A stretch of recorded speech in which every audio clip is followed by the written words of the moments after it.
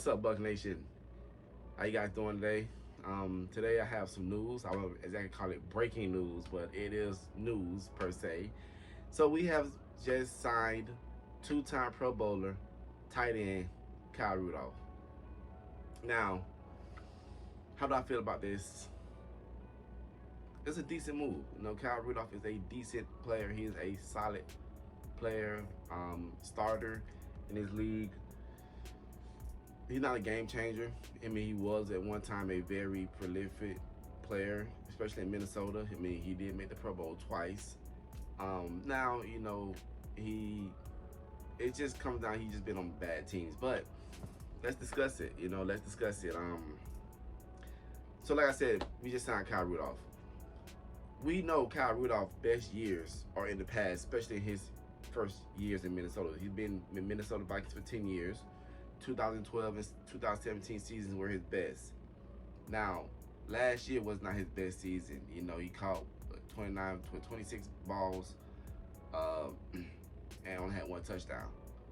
But he had Daniel Jones as a quarterback, and he was playing for the Giants. So, can't hold that too much to him. But Kyle Rudolph, to show you how good he is,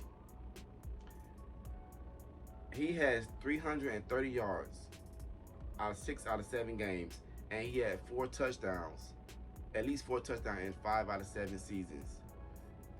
So he is consistent, and those match up to the numbers that we have for our tight ends on our teams. Those are about the same numbers we have with our tight ends on our team. But the question I want to know is, and I've heard people on Twitter ask, why did the Bucs wait till now to sign Kyle Rudolph?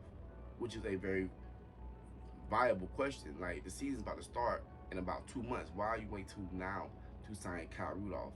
Now he has to learn the system and everything. But we had this cloud called Ron Gronkowski hanging over our heads, whether he's gonna retire or not. Ron Gronkowski can never make up his fucking mind. First, he retired from New England because they threatened to trade him to Detroit. Well, I wouldn't want to play for Detroit either, so I don't blame him.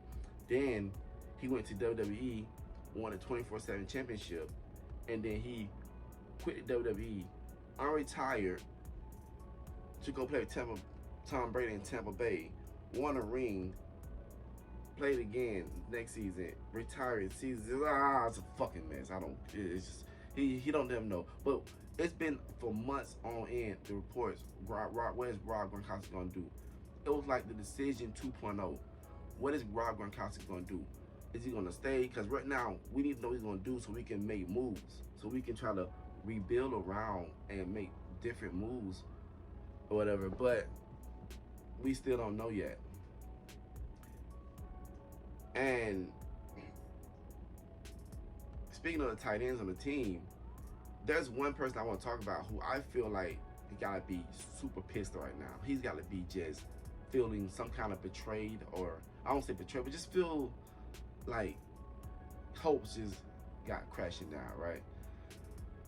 Now, obviously, any signing that the Buccaneers do, Tom Brady has to sign off on it.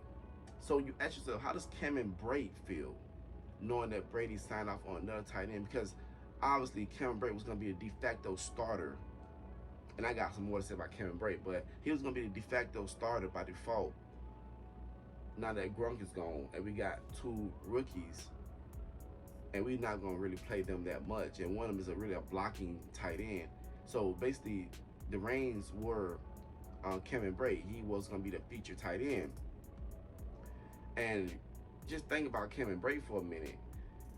He's been playing backup almost his whole career. He's been playing behind O.J. Howard, who we thought we had high hopes for, and that didn't work out.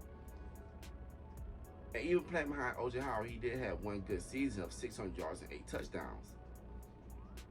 Which is great. 608 touchdowns, that's any numbers tight end would want. That is amazing. Those are some of the Pro Bowl numbers. The problem with that is Cameron Brate has never had a chance to continue, and it's raining outside. He never had a chance to continue that season that he had. So that one season that he had in Tampa, the 600 plus yards, 8 touchdowns, it seems more like a anomaly how you say anality, I don't know, whatever. It seemed like a one and done deal, a flash in the pan, as opposed to a trend or a habit. And again, I mean, Cameron Brate, he had to be like, man, okay, Gronk's gone. I'm the starter now. I'm gonna, I'm gonna be a Pro Bowler. I'm gonna be an All Pro. I'm gonna hit 1,000 yards. I'm gonna get 10 touchdowns. I'm gonna be a featured tight end. Bleacher Report are gonna have me next season on the tight end rankings, a top 5 tight end. I might even be a 90 rating on Madden 2 or 24. I'm gonna get a big contract. He probably had all these hopes and dreams about how he was just gonna just dominate next season. And also, I felt that week 1 against the Cowboys was gonna be the biggest game of the season for Cam Brate, because that's when he had the advantage, somewhat of an advantage. What I mean is, last year we played the Cowboys in week 1, and now we're playing them again this year in week 1. So Cam Brate's probably gonna be looking at schemes and things, the defensive, and now he's gonna have the attention on him now. Last year it was on Gronk, but now it's on him. So now teams are not gonna know how good or how bad he is. So now that Kyle Rudolph is here, it just bungles up the whole depth chart. Now, before I end this video, Cam Brate should be asking questions to his offense coordinator and the coach, and even Tom Brady. What is Kyle Rudolph's role? What is he going to do? How many snaps he's playing? How many snaps am I playing? Who's going to be the third down tight end?